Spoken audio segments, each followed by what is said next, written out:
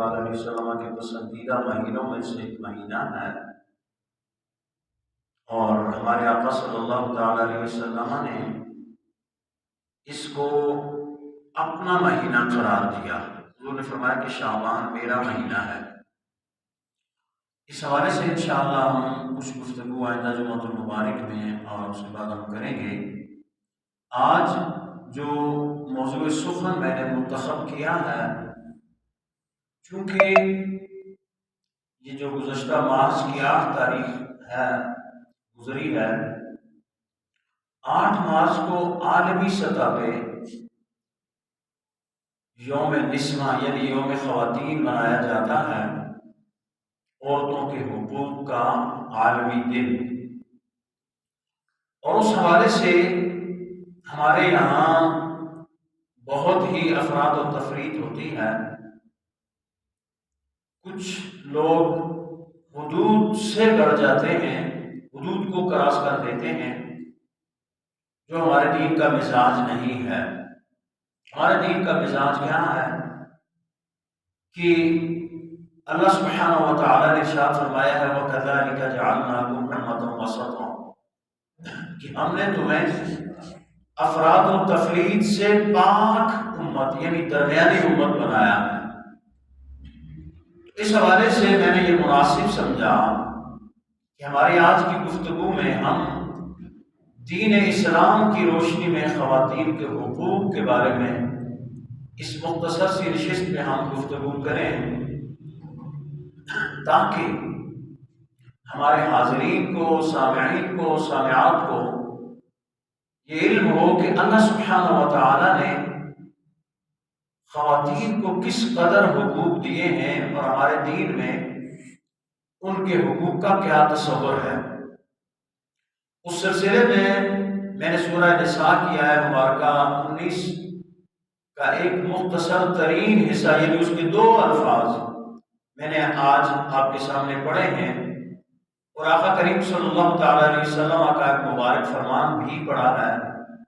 اسی کی روشنی میں ہم انشاءاللہ چند باتیں آپ کی خدمت میں عرض کریں گے، اور پھر جو آج کے دور میں ایک بہت بڑی بیماری ہے کہ خواتین کو، بچیوں کو حقوق سے، خاص کر وراثت کے حقوق سے محروم رکھا جاتا ہے، وہ کتنا بڑا گناہ ہے اس کا ہمیں احساس اور تصور تک نہیں ہے۔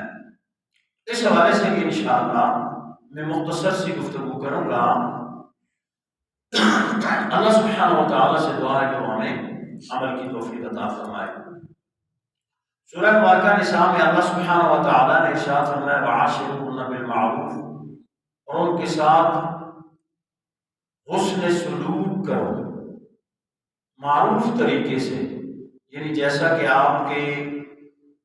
آپ حسن سلوک کی جس طرح آپ تشریح، توضیح اور تعریف سمجھتے ہیں، وہ ان کے ساتھ رویہ اختیار کرو، کیونکہ اللہ سبحانہ و تعالیٰ نے سورہ بقرہ میں ارشاد فرمایا ہن لباس لکم وانتم لباس لہن، کہ وہ عورتیں تمہارا لباس ہیں اور تم ان کا لباس ہو۔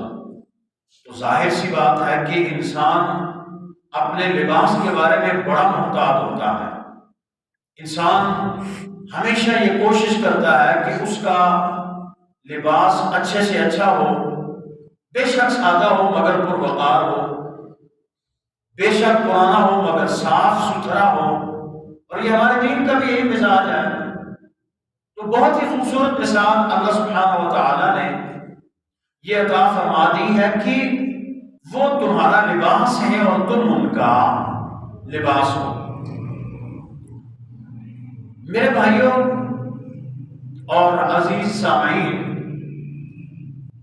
دین کی دعوت سے قبل یعنی جب ہمارے آقا صلی اللہ تعالیٰ علیہ وسلم اس دنیا میں تشریف نہیں لائے تھے اور آپ صلی اللہ تعالیٰ علیہ وسلم نے ابھی اعلان نبوت نہیں فرمایا تھا، اس وقت میں جو یا اس سے پہلے جو خواتین کے حقوق کی حالت تھی وہ آپ نے اکثر و بیشتر سنی ہوگی۔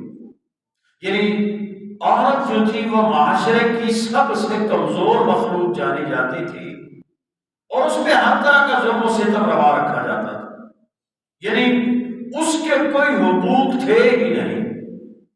جانوروں کے تو حقوق تھے، اور جانوروں کی دیکھ بھال بھی کرتے تھے، جانوروں کے حوالے سے لوگ بڑے حساس بھی تھے، ان کی خدمت بھی کرتے تھے، لیکن خواتین کے حوالے سے ان کو وہ کسی شمار میں لاتے ہی نہیں تھے، بلکہ ایک عام جیسے کوئی مطلب مال وغیرہ ہوتا ہے، کوئی اس طرح کی چیز ہوتی ہے، وہ اس طرح سمجھتے تھے، اور ان کے ہر طرح کی حق کی پامالی کو وہ لوگ اپنا حق سمجھتے تھے۔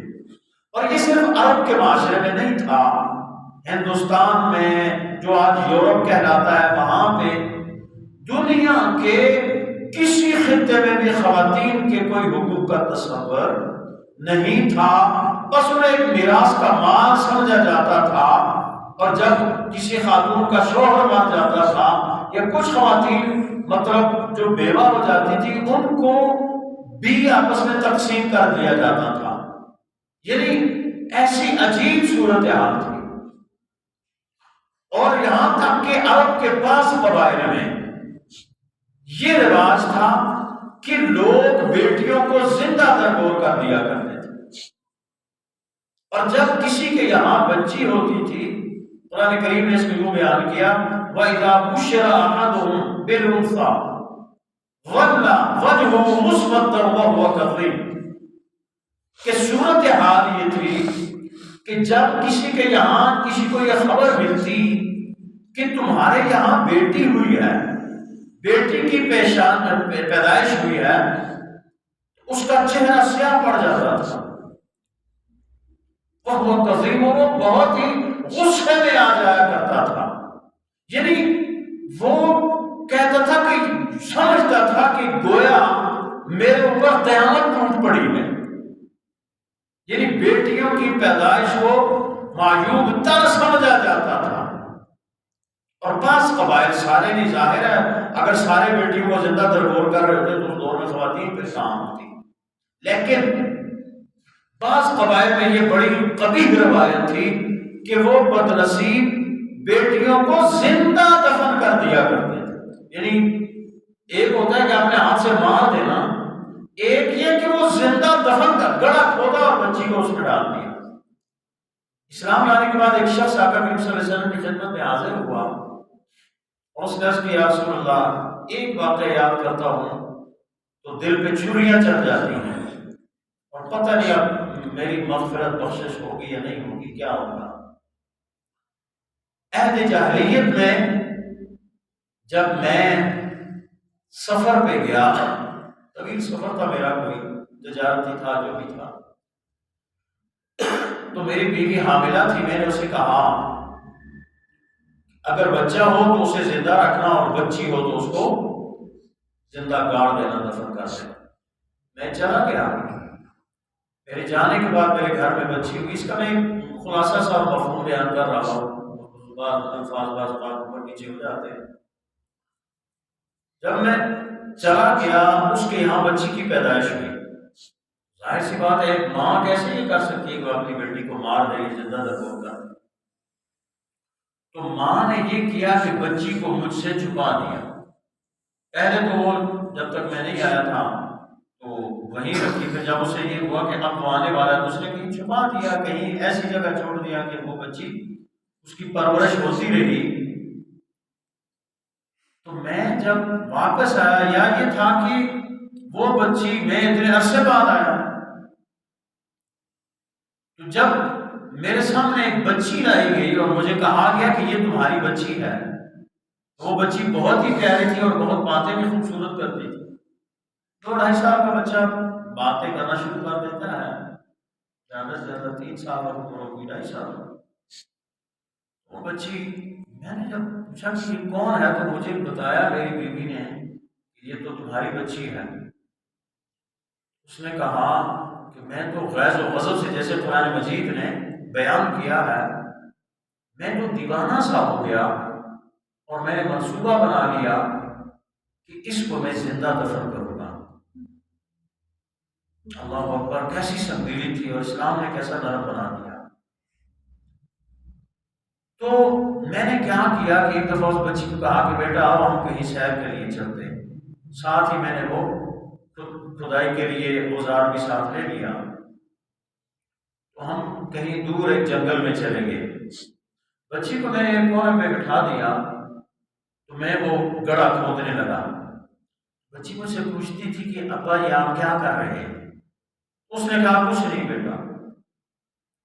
اب جب گڑھا مکمل ہو گیا تو میں نے آنن فانن بچی کو اٹھایا، اس گڑھے میں ڈال دیا، اور وہ بچی چیختی رہی، چلاتی رہی، تڑپتی رہی، اور یا رسول اللہ مجھے ذرا بھی رحم نہیں آیا۔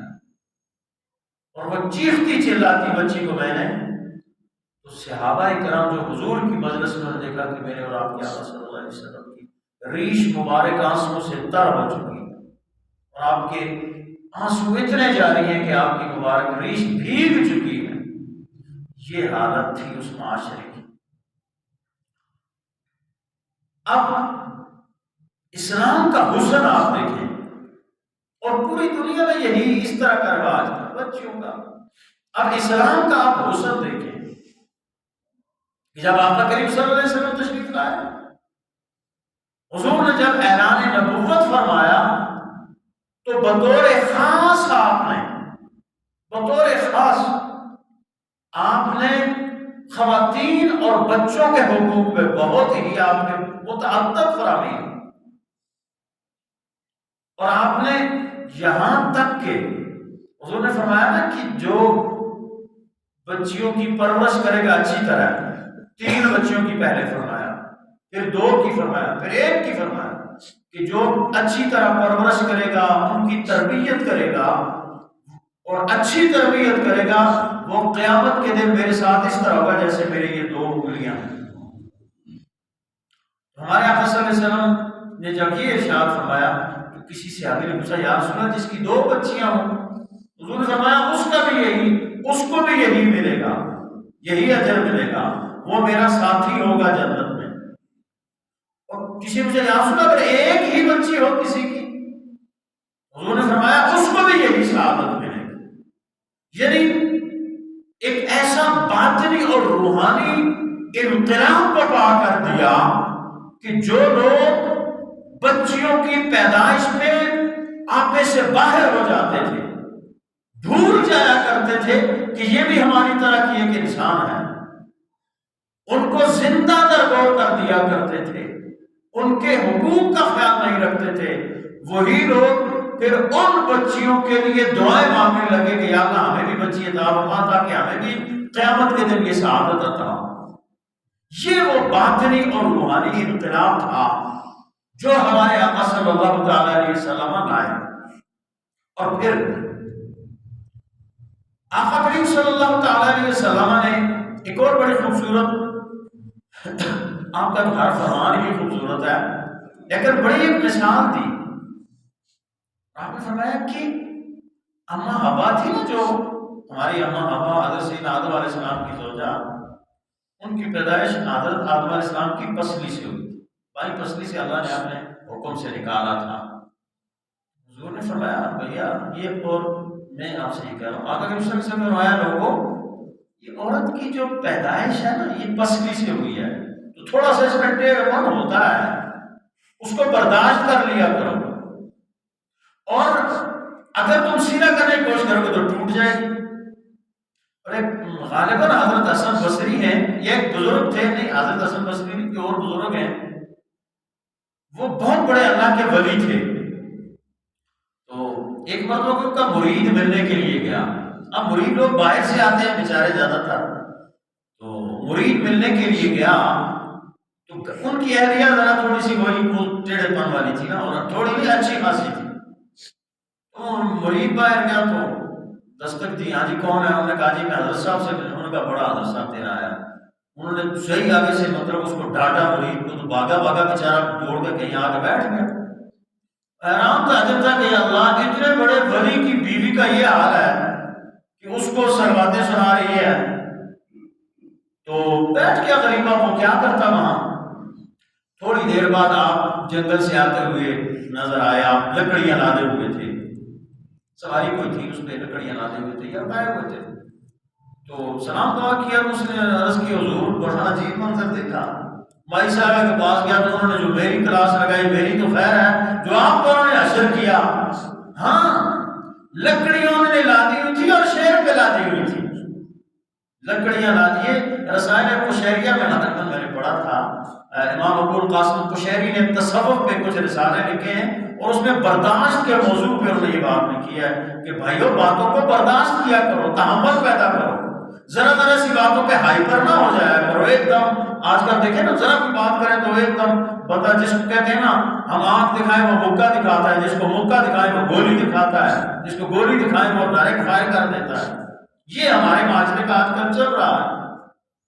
تو تحمل اور برداشت کے موضوع پہ انہوں نے یہ بات لکھی ہے کہ وہ جنگل سے لکڑیاں لا رہے تھے اور شیر پہ لدی ہوئی تھی۔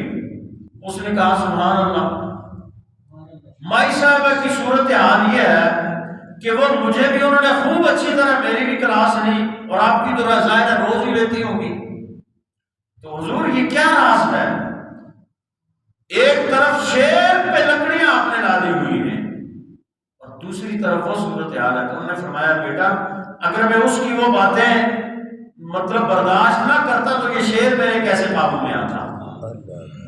میں نے اللہ کی مخلوق پہ رحم کیا، اللہ نے مجھ پہ رحم کر دیا۔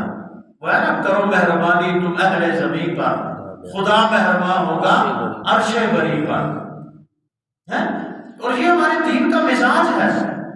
یہ کوئی نہیں ہے کہ کوئی آپ کے ساتھ اچھا کرے تو آپ اچھا کریں، یہ تو ہر ایک کر لیتا ہے نا۔ دین کا مزاج یہ ہے کہ جو تمہارے ساتھ برا سلوک کرے تم اس کے ساتھ اچھا کرو۔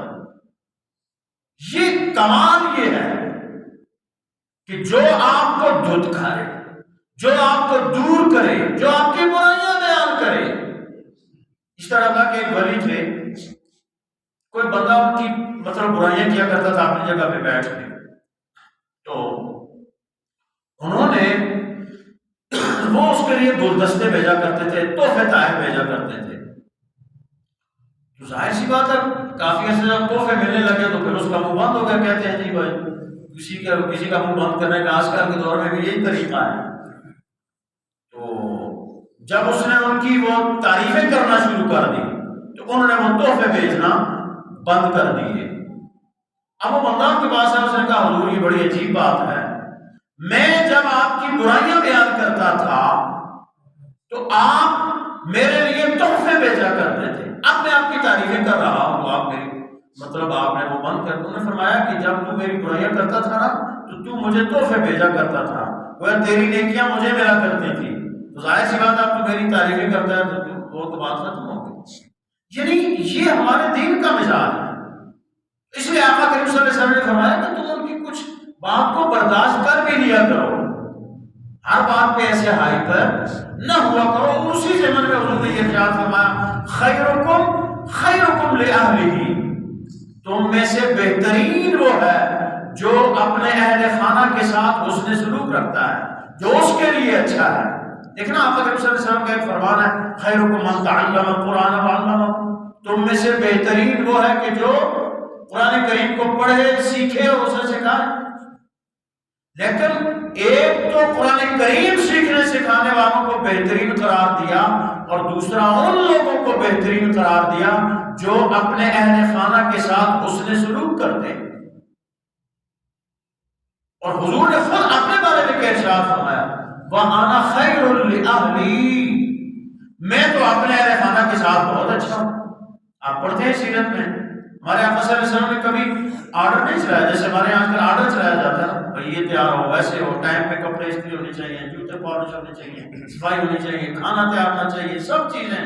یہ نہیں پتا کہ اس کی بھی کچھ مصروفیات تو ہے، اس کے بھی تو کچھ معمولات ہیں، وہ بھی تو ایک انسان، کبھی یہ بھی تو کر لیا کرے نا۔ اور اسے پتا زن مرید نہیں بنتا اگر وہ ساتھ گھر کے کاموں میں ہاتھ بٹا لے۔ ہمارے آقا صلی اللہ علیہ وسلم خود گھر کے کاموں میں ہاتھ بٹایا کرتے تھے امہات المومنین کے ساتھ۔ حضور خود جو سارے جہانوں کے اللہ نے جن کو ایک لحاظ سے مالک بنایا، وہ خود اپنے گھر کے کام، جوتی مبارک پھٹ گئی تو حضور اس کو سی دیا کرتے، کپڑا کہیں سے پڑا تو خود سی لیا کرتے تھے. ہم تو بھیا استری کو بھی ہاتھ نہیں لگاتے, ہم کہتے ہیں استری وہ کرے تو کچھ سارا کچھ. اس کے باوجود بھی کہیں غلطی ہو جائے تو ہم کہاں پہنچ جاتے ہیں. اللہ کے رسول صلی اللہ علیہ وسلم نے فرمایا کہ تم میں سے بہترین وہ ہے جو اپنے اہل خانہ کے ساتھ بہترین. اور یہ حق کس نے دیا؟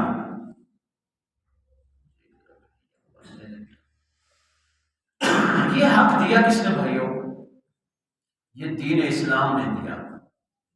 ہمارے دین نے عطا فرمایا کہ اس عورت کو کہ جس کے بارے میں یہ تصور مثلا لوگ اتنا تنگ کرتے تھے نا خواتین کو کہ ایک بندہ اگر اپنی بیوی سے خوش نہیں ہے تو وہ کیا کرتا؟ وہ اس کو طلاق دے دیتا اور کچھ دنوں بعد پھر رجوع کر لیتا, اس طرح دے دیتا پھر رجوع کر لیتا. اس کے لیے اسلام نے ایک قانون مقرر کر دیا. اسی طرح ایک بندہ اس کو سزا دینے کے لیے قسم اٹھا لیتا کہ بھائی میں تیرے ساتھ نہ بولوں گا نہ میں تیرے قریب آؤں گا, تو وہ سالوں کے حساب سے ایسے ہی سلسلہ چلتا رہتا. نہ وہ بیچاری اس کو مطلب وہ آزاد ہوتی تھی اور نہ ہی وہ ایک گھر کے جو معروف طریقہ ہے جس کے لیے قرآن کے اس کے لیے قرآن کریم نے ایک اصول بنا دیا. اگر کوئی بیوی کو ایک مرتبہ طلاق دے گا تو رجوع کا حق ہے بغیر نکاح کے. نکاح کیے رجوع کر سکتا ہے بغیر نکاح کے. 2 دے گا, یہ طلاق بائن جس کو بولتے ہیں, وہ دے گا تو نکاح کے ساتھ عدت کے اندر رجوع کیا جا سکتا ہے. ہاں جب 3 دے گا تو پھر معاملہ ختم ہو جائے گا. اور یہ مذاق جو ہے خواتین کے ساتھ بند کرنے کا اعزاز بھی اسلام کو دیا سکتا ہے. پھر اگر ایک بندہ یہ قسم اٹھا لیتا ہے, مثلا بعض ایسے ہوتے ہیں نا مطلب لوگ بیوی کو ستانے کے لیے, اس کو تنگ کرنے کے لیے, میں تجھ سے نہیں بولوں گا, تیرے قریب نہیں آؤں گا, تیرے مطلب بالکل اس سے وہ الگ ہو جاتا ہے, رکھتا اپنے نکاح میں ہی, نکاح سے آزاد نہیں کرتا. اس کا بھی حد اسلام نے پیش کر دیا کہ تمہارے پاس صرف 4 مہینے ہیں. اگر تم 4 مہینوں کے اندر رجوع کر لو گے اپنی اس بات سے تو یہ تمہاری بیوی ہے. اگر 4 مہینوں سے زیادہ گزر گئے تو پھر تمہاری بھی چھٹی ہو جائے گی. یعنی دیکھیں نا اتنا ایک جو مطلب ظلم کی حد تھی اس کو قرآن کریم نے ختم کر دیا. اور اللہ کے رسول صلی اللہ علیہ وسلم نے جو خواتین کو ایک وراثت کے طور پہ لیا جاتا تھا کہ عورتیں جو ہیں ان کو باہمی تقسیم کر لیتے تھے, ان کے آگے جو وارث ہوتے تھے, اس کو بھی حضور نے اس کالے قانون کو ختم کر دیا اور فرمایا کہ ایسا نہیں ہے, اس کے بھی کچھ حقوق ہیں اگرچہ اس کے فرائض بھی ہیں. اور افسوس یہ ہے کہ آج کل ہم ان چیزوں کو بیان نہیں کرتے. ہمارے یہاں عمومی طور پہ بیان نہیں کیا جاتا. اس کا فائدہ کون لوگ اٹھاتے ہیں؟ وہ لبرلز, وہ یورپین جن کو اس دور میں عورتوں کے حقوق, جو تو اس وقت گلیوں میں اور گندے نالوں میں رہتے تھے, گندی گلیوں میں رہا کرتے تھے, وہ آج اعتراض کر رہے ہیں کہ اسلام نے تو عورتوں کو حق بھی نہیں دیا. گواہی پہ اعتراض کرتے ہیں, دیت کے قانون پہ کرتے ہیں, حالانکہ اللہ سبحانہ و تعالیٰ نے ہر چیز حکمت کے ساتھ کی. مثلا میں آپ کو مثال دیتا ہوں کہ جی ایک مرد کے برابر 2 عورتوں کی گواہی قرار دے دی تو وہ کہتے ہیں یہ تو بڑا ظلم ہو گیا. یہ ظلم نہیں ہوا, یہ عین عدل ہے. وجہ کیا ہے؟ آپ کسی ماہر ڈاکٹر جو بیالوجی کا ماہر ہوتا ہے, آپ اسے پوچھیں گے کہ جو مرد اور عورت کے خلیے ہیں ان میں زمین و آسمان کا فرق ہے.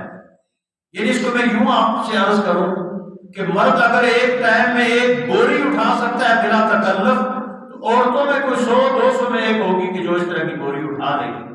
سامان کی بڑی ہوئی, آٹے کی ہے, چاولوں کی, جو سو ایک وزن کی میں بات کر رہا ہوں. اسی طرح جتنے صدمے یا جتنی سختیاں مرد برداشت کر سکتا ہے اس کا عشر عشیر عورت بھی نہیں برداشت کر سکتی. یعنی جسمانی ساخت ہی ایسی ہے کہ مرد کے خلیے ہزاروں میں ہیں تو خواتین کے خاتون کے سینکڑوں میں ہیں، اس لیے جسمانی اعتبار سے بھی وہ مردوں کی نسبت کمزور ہوتی ہے۔ دوسرا یہ ہوتا ہے کہ ان کے اندر ایک قدرتی فطری نرمی ہے، رقت، یعنی ہم تو کسی کو گھسون موقع مارنے میں کوئی حرج نہیں محسوس کرتے، لیکن اگر کوئی قاری صاحب چلے، ہمیں اپنی مثال دے دیتا ہوں، ہم اگر کسی بچے کو تھپڑ لگائیں یا مکہ لگائیں، ہم تو کہتے ہیں کہ ایک اور لگائیں اس کو، کیونکہ اس نے سبق نہیں یاد کیا، عورت ہی کبھی نہیں کرے گی۔ خواتین میں وہ کہتی ہیں اچھا دلاسا دے کر پڑھا لو نا جی، دلاسے نہ پڑھانا جی، ہے نا۔ یعنی خواتین میں یہ قدرتی یہ چیز ہوتی ہے، پھر وہ بہت زیادہ بوجھ لوگ برداشت نہیں کر سکتی، ایک دم ٹینشن کا شکار ہو جاتی ہے۔ گواہی دینی ہوتی ہے جا کر قاضی کے سامنے، جہاں پہ عدالت میں قاضی بھی ہوتا ہے، مدعی بھی ہوتا ہے، مدعا علیہ بھی ہوتا ہے، ایک گواہ ہوتا ہے عدالت کا۔ وہاں پہ ایک خاتون ہو سکتا ہے کہ گواہی دینے میں اس سے کوئی، مرد تو دھڑلے سے، اور لوگ تو خیر آج کل تو اللہ معاف کرے جو ہماری عدالتوں میں لوگ تو اس پہ ہے نا آج کل، آپ کو گواہ پیسوں پہ مل جاتے ہیں، گواہوں کی ضرورت ہے، جائیں ان کو پیسے دیں، وہ حلف اٹھا کے گواہیاں دیتے ہیں۔ استغفر اللہ، یہ بہت بڑا کبیرہ اور عظیم گناہ ہے۔ تو مرد تو دھڑلے سے گواہی دیتا ہے، خواتین کی ایک کے بجائے دو اس لیے رکھی کہ اگر ایک عورت سے کہیں بھول چوک ہو جاتی ہے تو دوسری جو ہے وہ کیا کرے گی، اس کی تصحیح کر دے گی۔ پھر جب ساری باتیں ہوں گی تو قاضی ان کو ٹیلی کرے گا اور کہے اور بتائے گا کہ بھائی ہاں اب گواہی تمہاری درست ہو گئی ہے۔ اس لیے ایک مرد کے مقابلے میں دو کی گواہی ہوگی۔ اور دیت کیا ہے بھائیو؟ دیت یہ ہے کہ خدا نخواستہ کوئی بندہ قتل ہو جاتا ہے تو اس کے وارث کو جو رقم ملتی ہے اس کو دیت کہتے ہیں۔ اور دیت کا یہ ہے کہ مرد اگر قتل ہو جائے تو اس کی دیت ہے 100 اونٹ، یہ شریعت نے مقرر کیا۔ عورت ہو جائے تو اس کی دیت ہے 50 اونٹ۔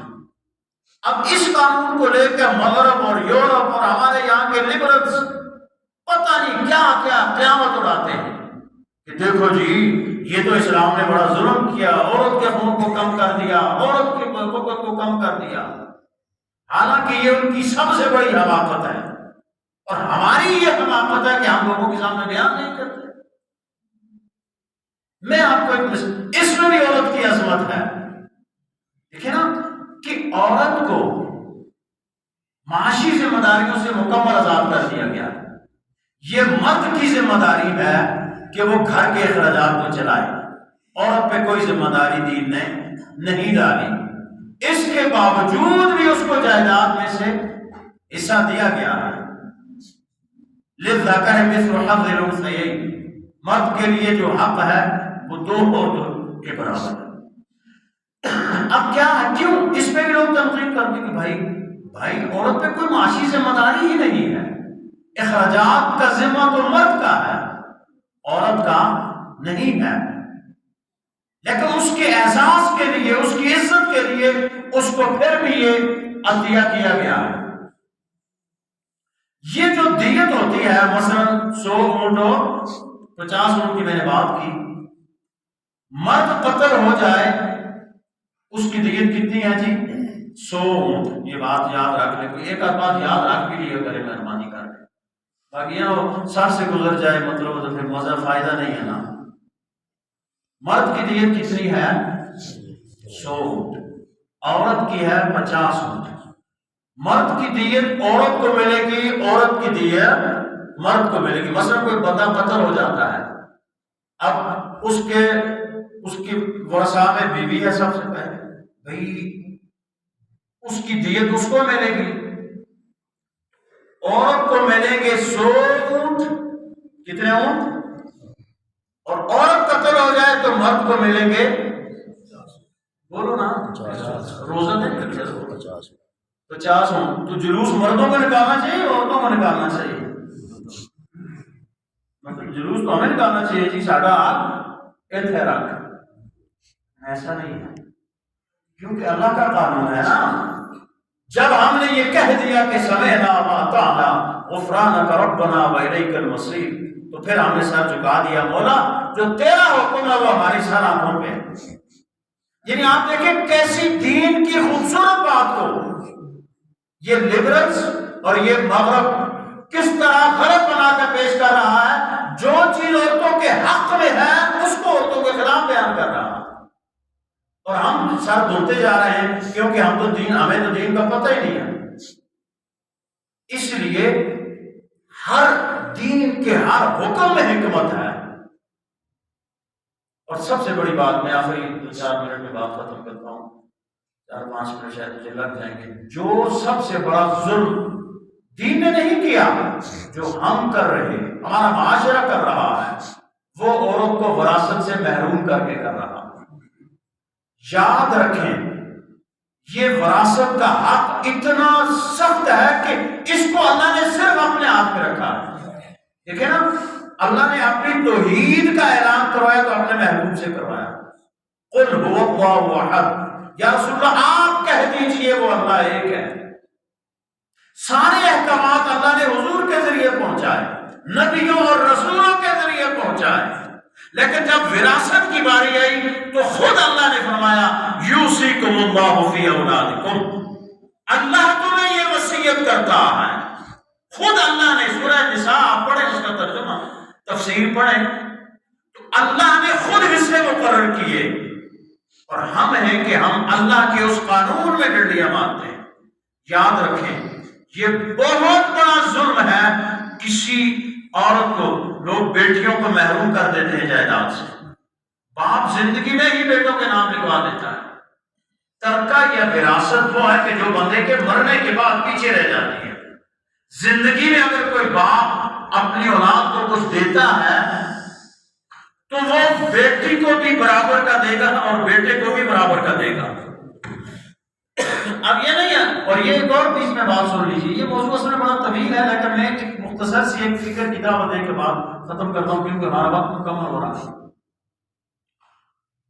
لوگ زندگی میں، اگر آپ زندگی میں اپنی اولاد میں اپنی جائیداد منقولہ اور غیر منقولہ تقسیم کریں گے، پھر بیٹی اور بیٹے کا حصہ برابر ہوگا۔ مرنے کے بعد سب سے پہلا کام تیجے کی دعا نہیں ہے، مطلب ضروری نہیں ہے ایسا نہ ہو تھی آپ کو کہا جی اور نما بھی کام کھول چھوڑو کہ بھائی استاد ہم تیجا بھی منع کر چھوڑے، نہیں، تیجے کی دعا ضروری نہیں ہے، 20ویں کی دعا ضروری نہیں ہے، چہلم کی دعا ضروری ہے تو وراثت کو تقسیم کرنا ہے، اور ایک دن کے لیے بھی اگر آپ وارث کا حق اور مال کھائیں گے تو آپ کا عند اللہ مواخذہ ہوگا۔